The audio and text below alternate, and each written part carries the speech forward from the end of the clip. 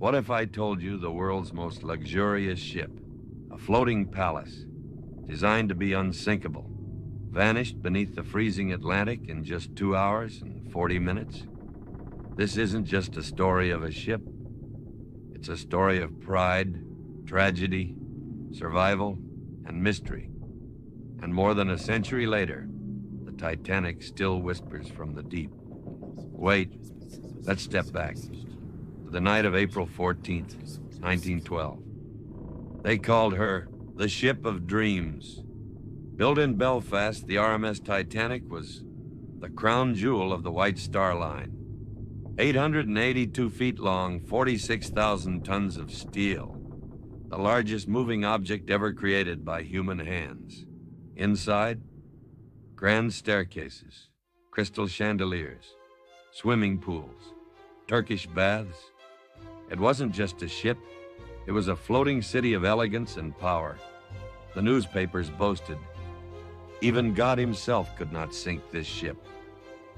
Famous last words. On April 10th, 1912, Titanic set sail from Southampton, England, bound for New York City.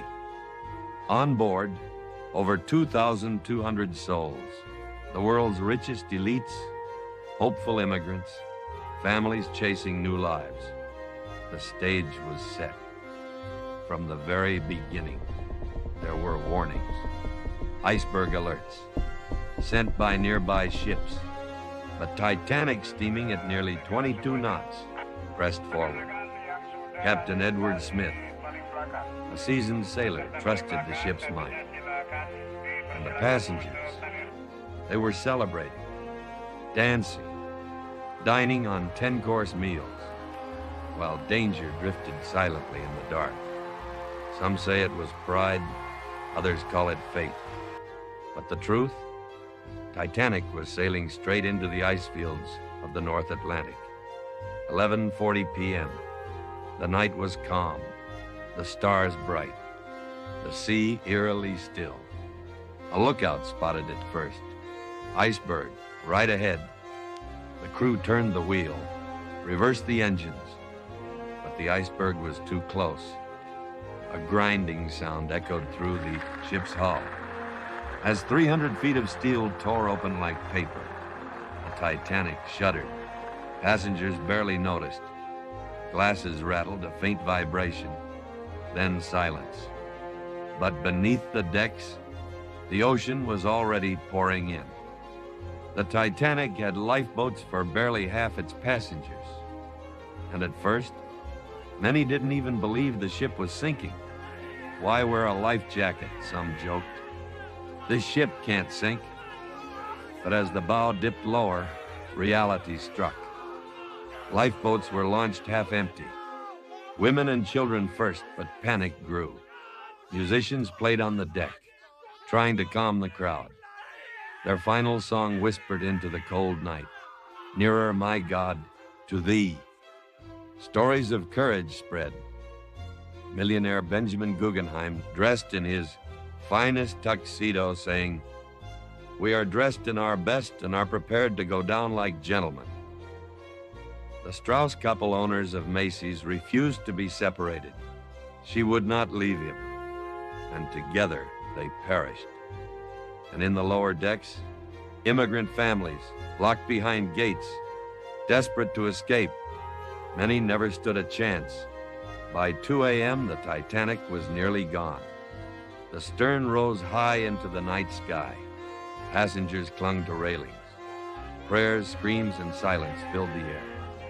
At 2:20 a.m., the lights flickered once, and the great Titanic slipped beneath the Atlantic. Over 1,500 lives lost.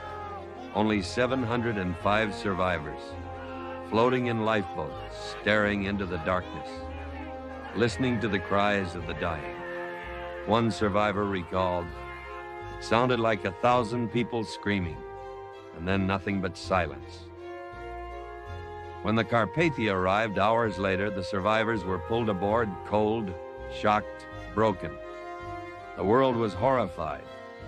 How could the unsinkable ship be gone? Investigations followed. Lack of lifeboats, ignored iceberg warnings, excessive speed.